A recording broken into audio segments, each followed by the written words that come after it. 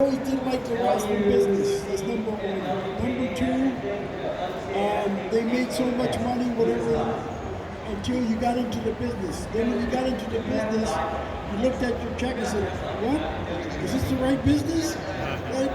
But the main part about it, I loved the wrestling business. I loved all the guys who I worked with, and that's it. But my thing is this here, I'm going to go back to the same thing again. We should have started a union a long time ago. We should have had a lawyer to take care of our business, and then we would know more about where the money was going and stuff like that. That's all I got to say. Plus, I am 82 years old. You understand? Woo! That's it.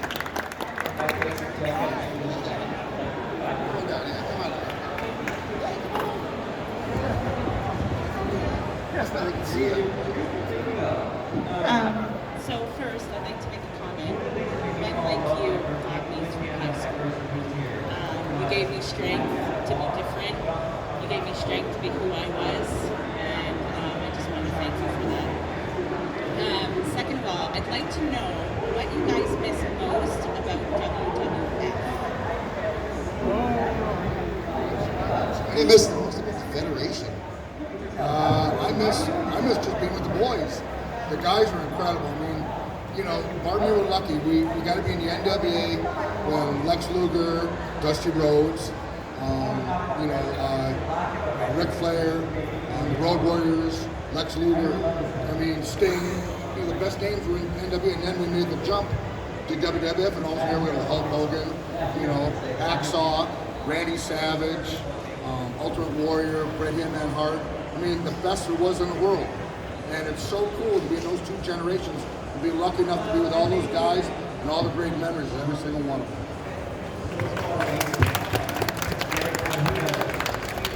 What I miss the most, I'm sure I miss the boys. I miss the money. I miss the check. What's the money? I miss the check. So, but every time we go to signing, so happy to see these guys, you know. These are my brothers. Back in the days, make sure we see each other more than see our family. Yeah? So we are like family. Yeah, thank you. Yeah, I think back our generation, the guys were much closer. We traveled together. We spent a lot more time together. But now the kids are, they all got their own buses and stuff and do their own deal. It was different, but I don't know if I missed it the most, but like one of the most unique things is when the WWF first went over to England, you know, for Wembley Stadium, Royal Albert Hall. It was kind of like the Beatles coming over here. There was hundreds of people at the airport, had police escorts everywhere. There were people outside the hotel.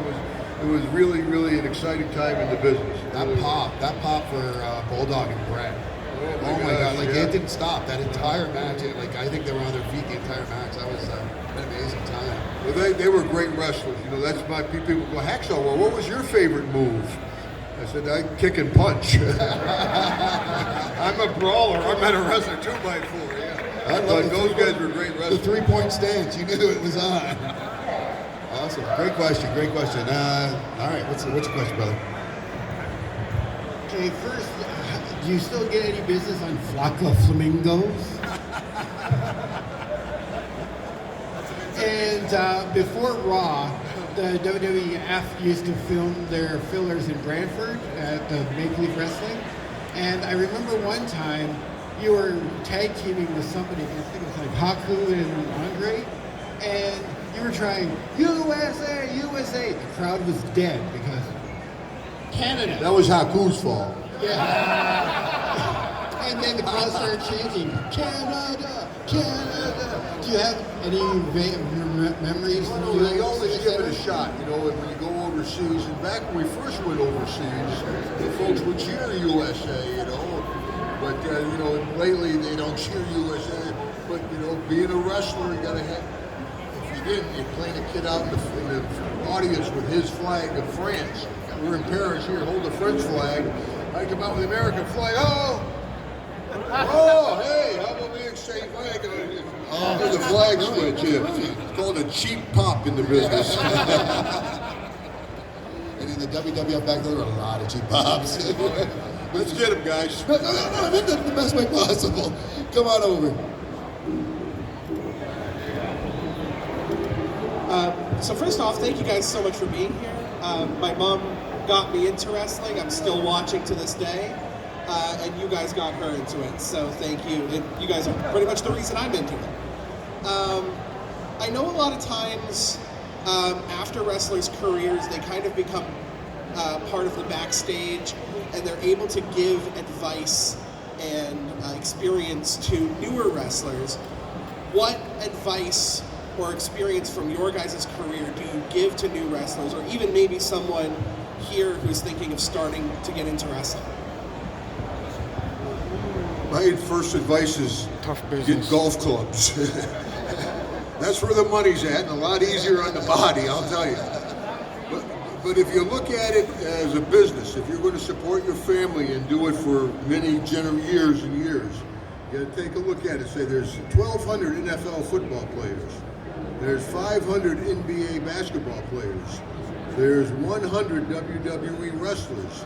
It's a television show. It's more competitive than sports. And it's just not kids from North America. You got kids from Japan, Australia, Europe. Everybody wants one of those 100 spots. So it's extremely competitive business. Everybody says, well, it's fake. That has nothing to do with it being competitive. You know, so is in Days of Our Life, but try to get on that show. It's a very competitive business, and the guys that make it up there are the best in the world, and the tops of the tops, man. But I tell kids to taste your dreams, because I saw Daniel Bryan, I said, no, that kid ain't going to make it.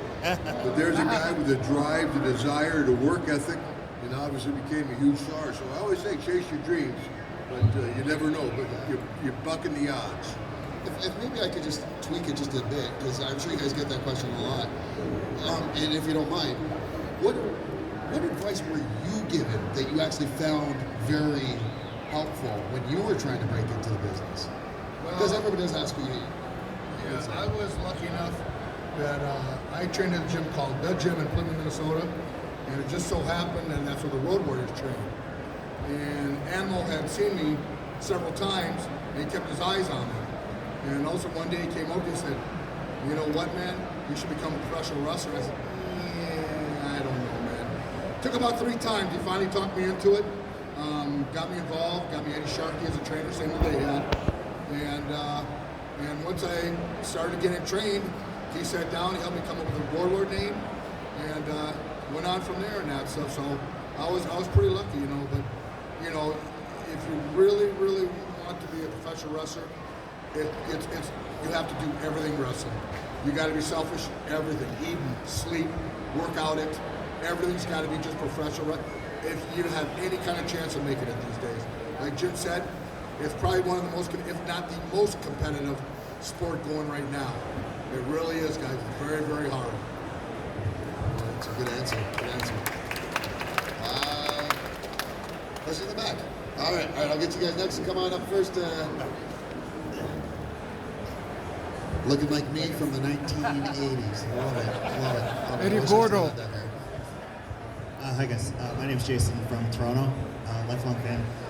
Would you say it's better to get like exposure from subscription services like WWE Network and like HBO Max, where you don't necessarily get compensated for it, or would it be better to like own the content and get the royalties and things like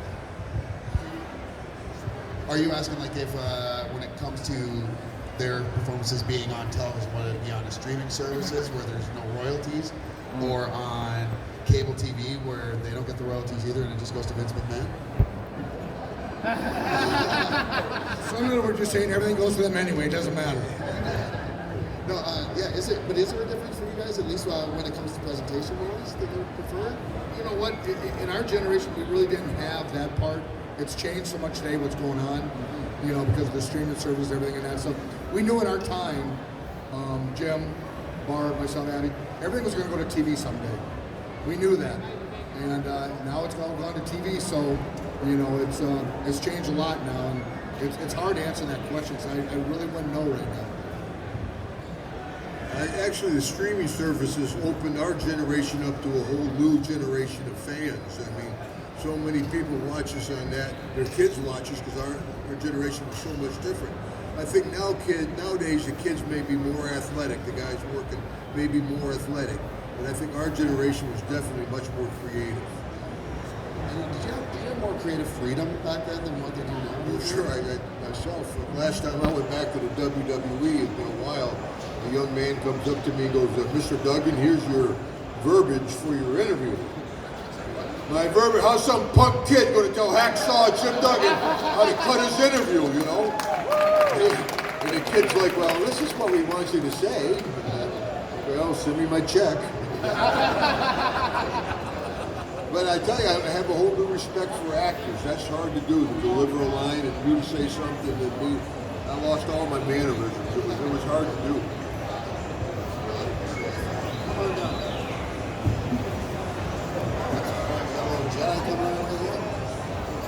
Little Padawan, he's got his backpack on too. Stay away from the Jedi Temple. Hacksaw, how was your day today? My day's been very good. Thank you, young man. How about yours? Good for you. Oh, wow. That is a sweet little Padawan there, even though he's got the Anakin. He's got the Anakin scar. He is going to turn into Vader one day, but right now he's sweet. I'll get you next. Come on up. But Vader was very sweet when he was a kid. For Hacksaw,